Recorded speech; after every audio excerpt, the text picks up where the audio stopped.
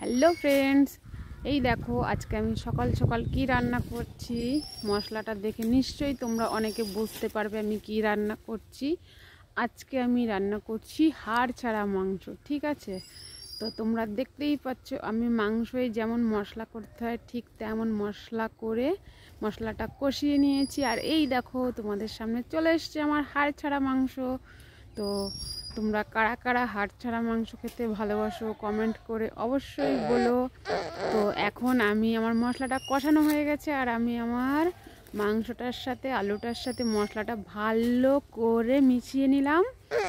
আর তোমরা দেখতে পাচ্ছ বেশ সুন্দর আমার মশলার সাথে মাংসটা মেশানো হয়ে গেছে।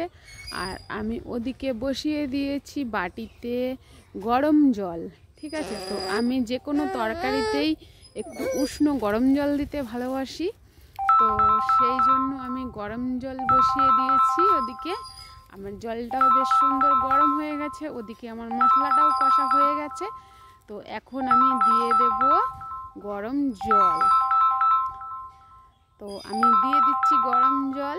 তো জল আমি দেব পরিমাণ মতন, যে যেমন খায় তেমন দিলেই হবে। তো আমি যেহেতু ভাত